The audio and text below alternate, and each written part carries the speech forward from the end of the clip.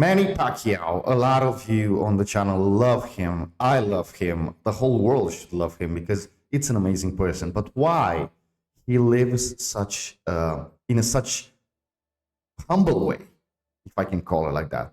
This video will share light on that and what Manny Pacquiao did actually for the community in the Philippines, for the people in the Philippines, and to understand more who Manny Pacquiao is. Let's go and check this out. The greatest pound-for-pound fighter who ever lived. I can't put Floyd above him. There is a man worth $220 million who eats fried rice for dinner. Not because he has to, not because the money is gone, not because the career ended badly, or the investments failed, or the lawyers took everything. The money is there. The net worth is real. And I'm making 20, 25 million, 100 million for exhibitions. The $220 million is sitting exactly where it's supposed to be. Intact, preserved, growing, because the man who earned it never confused having money with needing to perform having money. His name is Manny Pacquiao. And the story of how he got here, how a man who reportedly earned more than $500 million from boxing purses and endorsements over a 2-decade career still has most of it, still lives simply. Even I have millions of dollars or millions of pesos, I still feel the hearts of the poor people. Still hands out cash from his driveway to thousands of strangers on a Saturday morning, is one of the most remarkable financial stories in the history of professional sports. Because here's the thing. The boxing world has seen this story before. Men who made hundreds of millions. Men who stood at the top of the sport, who generated pay-per-view records, who had the world at their feet, and then watched it disappear. Mr. Pacquiao starts off with a Ferrari 458 Italia. He also has a Lincoln Navigator, a Mitsubishi Grandis, a Mercedes SL 550. Mike Tyson made hundreds of millions across his career and filed for bankruptcy. Evander Holyfield did the same. The pattern is so consistent, so predictable, so well documented that it has become almost expected. You make the money, you spend the money, you lose the money. That's boxing. Manny Pacquiao broke the pattern. And the reason he broke it has nothing to do with financial advisors or investment strategies or the right accountant. It has everything to do with where he came from, with what he remembers, with the thing that hunger does to a person when it gets deep enough into the bones that it never fully leaves. This is that story. To understand why Pacquiao still has his money. Are you a car fan? Yeah.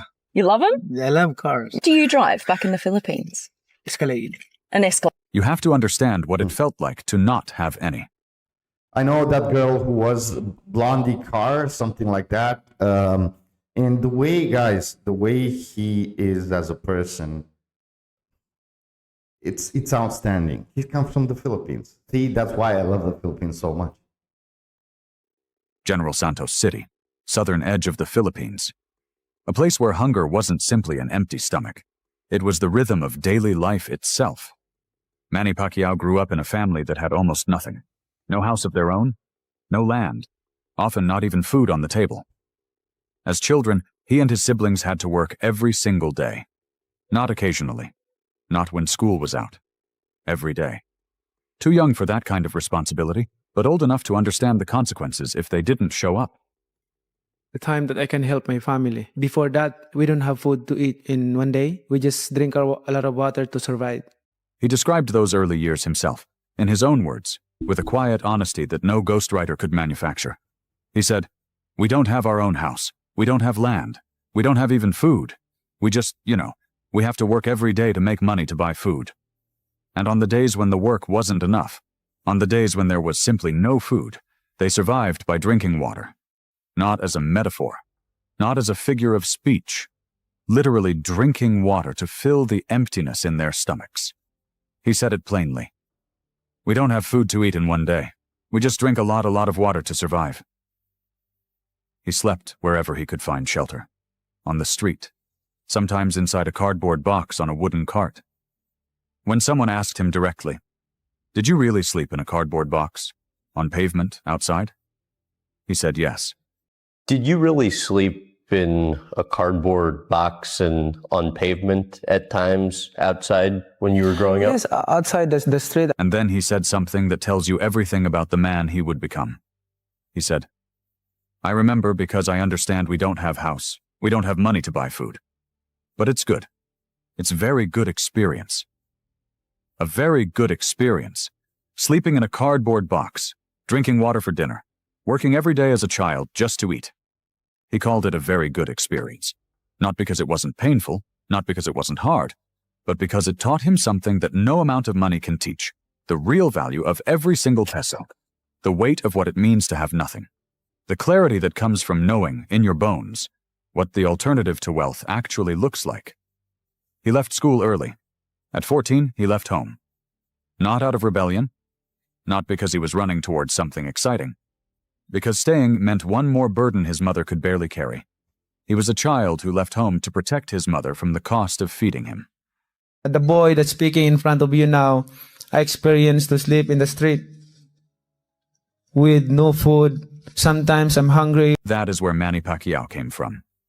And that is why, decades later, with $220 million in the bank, he still eats fried rice for dinner. The boxing started not because of a dream, not because of a passion for the sport, because of rice. He heard that when you fight, even when you lose, you have money. That was the entire calculation. Not glory, not titles, not legacy, money. Specifically, enough money to buy food. After his very first fight, he earned 100 pesos. He used it to buy 1 kilo of rice. He said, 100 pesos, big. 100 pesos, 1 kilo of rice. Big. That is the origin point of one of the greatest boxing careers in the history of the sport. They Not should a make a talent movie scout, about not this. a wealthy patron, not a gym with state-of-the-art equipment and professional trainers. A child who heard you could earn money by fighting stepped into a ring.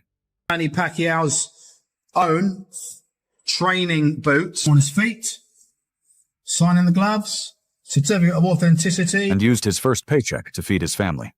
His first professional boxing paycheck was 1,000 pesos, roughly $20 at the time. $20 for a professional fight. And he was already thinking about his mother, his siblings, the brothers who were still in school. He said, "When I turned pro, I'm the one who give the money to survive. My mother, my siblings. My brothers is still studying school.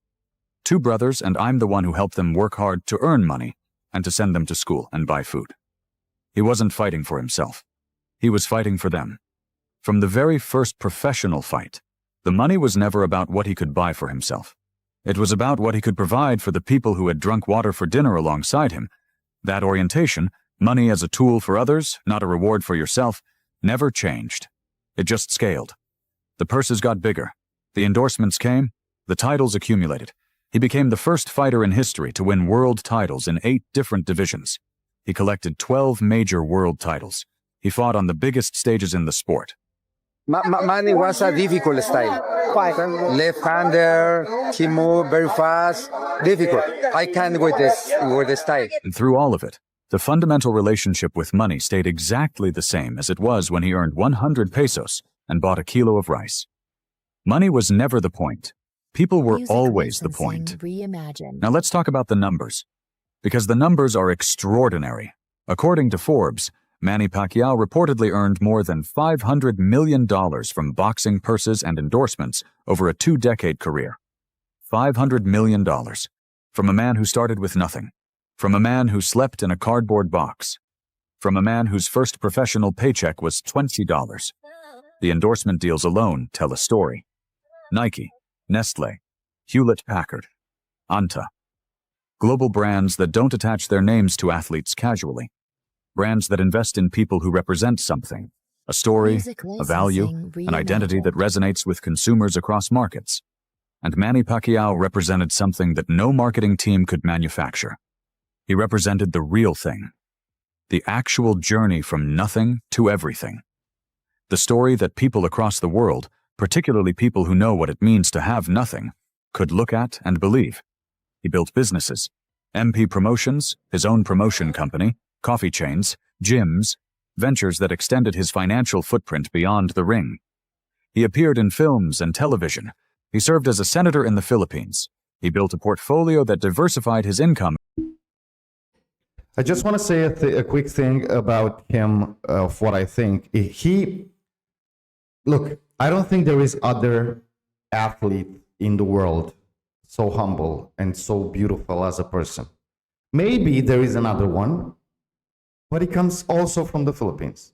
And I'm talking about Efren. Same humble, same with the big heart. I don't know. It's just beautiful. I don't have words to describe. See, that's why I always talk in my videos about how beautiful the Filipino are inside. Across multiple streams, reducing the dependence on fight purses that has destroyed so many other careers. And then there was the 2015 fight against Floyd Mayweather Jr., the fight of the century, the biggest pay-per-view in boxing history. More than $600 million in total revenue generated from a single night. According to the New York Times, an estimated 4.4 million viewers paid between $89.95 and $99.95 to watch, generating more than $400 million in domestic revenue alone. Pacquiao reportedly cleared around $125 million from one fight on one night. And today, according to Celebrity Net Worth, his net worth stands at approximately $220 million. Now here is the question that the title of this video is asking. Here is the question that makes this story so fascinating. A man who earned more than $500 million over his career, who cleared $125 million from a single fight, who had endorsement deals with Nike and Nestlé and global brands. How does he still have $220 million? How did he not do what Mike Tyson did? What Evander Holyfield did? What so many fighters before and after him have done? Earn extraordinary sums and watch them disappear into the lifestyle, the entourage, the spending, the performance of wealth? The answer is simple, and it's the same answer it has always been. He never forgot what water tastes like when it's all you have for dinner. Let's talk about how he actually lives, because this is where the story gets genuinely remarkable. Even when Pacquiao was living in Los Angeles, in the heart of the city where wealth performance is practically a civic requirement, where the size of your house and the brand of your car are social currency, his home was described by Inquirer Sports as a modest abode by Hollywood standards. A mansion for ordinary people, perhaps, but not for the ultra-rich. Not the kind of property that a man who cleared $125 million from one fight was expected to own. The meals inside that house were not catered. They were not prepared by private chefs serving dishes from Michelin-starred restaurants. They were simple Filipino dishes: fried rice, bulalo soup, broccoli with chicken, tapa-style beef, the food of home, the food of General Santos City, the food that connects a man worth $220 million to the child who drank water for dinner. During training camp, when someone handed him a double patty burger from Carl's Jr., he took it without hesitation. He said, "I eat anything. Walang bawal sa akin. I never had any weight problem. In fact, I have always been underweight in my fights." No dietary restrictions. No personal nutritionist dictating every calorie. A man who fought for world titles in 8 weight divisions eating a fast food burger because someone offered it to him, and he saw no reason to refuse. Get emotional with this. After sparring with his youngest son, Israel, he laughed and told the nanny, "Bantay bata muna ko. I'm the babysitter for now." A man worth hundreds of millions of dollars, playing with his son, making jokes with the nanny. No performance, no audience, just a father and his kid. His official Instagram tells the same story. Plain t-shirts, ordinary pants, quiet moments with family, meals together, prayers side by side, small joys that need no filter, videos of himself among ordinary Filipinos, signing autographs, taking photos, listening without rushing away. The backdrop is never lavish. The man in the frame is still the same one who once had nothing. He said it himself. "I experienced that life that have nothing, and even I have millions of dollars or millions of pesos in my hands or in my pocket. I still understand. I still feel the hearts of the poor people." Not as a political statement, not as a brand positioning exercise, as a lived reality, as the thing that gets you out of bed in the morning and tells you what to do with the money that came from all those years of fighting. And what he does with the money is where this story becomes something genuinely extraordinary. In 2016, USA Today reported on what Pacquiao described as his latest project, and the scale of it stopped people cold. He announced he would build 1,000 houses in Sarangani province for the homeless and less fortunate. Not donate to a housing charity, not write a check to an organization that would handle the logistics. He purchased the lots himself. He built the houses himself, and he gave them away. He said, "I have spent more than 100 million pesos, more than $2 million, on building houses for the less fortunate." $2 million. From his own pocket, for houses he would never live in, for families he would never meet at a gala or a fundraiser, for people who needed exactly what he once needed: a roof, a place to sleep that wasn't a cardboard box on a wooden cart. He posted on Facebook, "I'm so happy giving these houses free to my constituents in Sarangani province. From my own pocket, more than 1,000 families are the beneficiaries." He posted on Facebook, "I'm so happy giving these houses free to my constituents in Sarangani province. From my own pocket, more than 1,000 families are the beneficiaries." The Manny Pacquiao Foundation constructed 300 homes in 3 separate locations for hundreds of families in need. Borgen magazine observed that Pacquiao had been buying hectares of land, building 2-bedroom houses in Sarangani and General Santos City, and giving them to the poor for free. Not selling them at reduced prices, not offering subsidized mortgages, giving them away. And then there was the Saturday morning in December 2019 that ESPN documented. Word spread through Manila that Pacquiao planned to stand in his driveway and distribute money to the poor. By the end of the day, more than 5,500 people had stood in his driveway. After 3 hours of handing out bills, it was gone. $110,000 of his own money, distributed by hand. In his I'm sorry that I have a silent reaction, but you get emotional if you speak even more, you know. I was thinking now, how would be this world if, I'm not saying all of it, but just 30% of the people would be like Manny.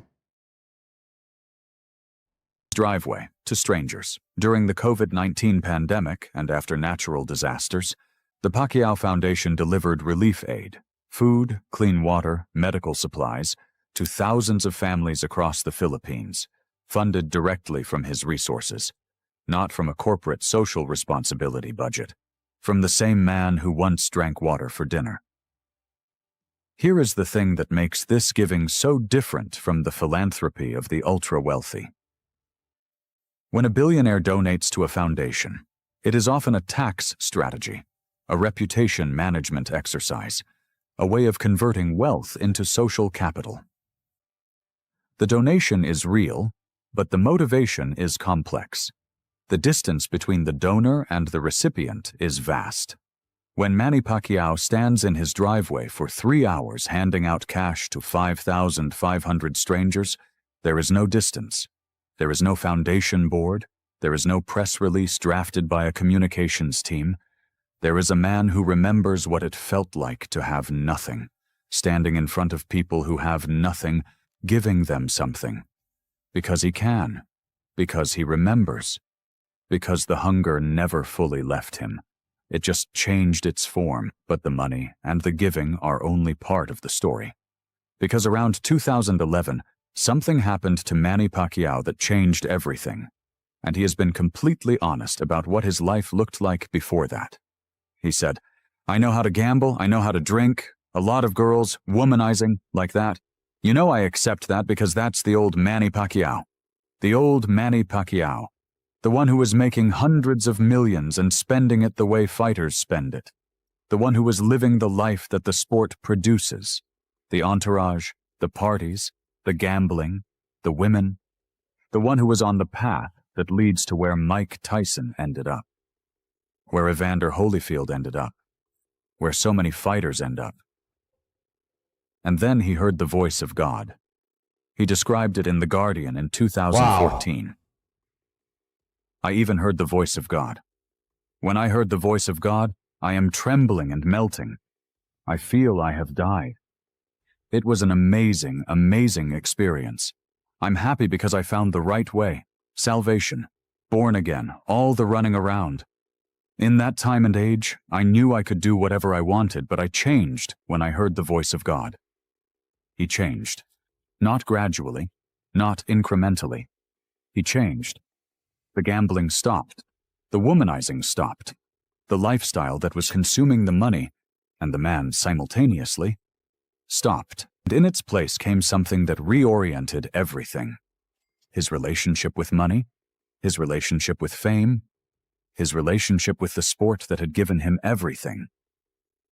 He said, I realize everything that the best part of my life happened is not the time when I became a champion, because I realize everything that all these things that we have, all these material things that we have, we just steward.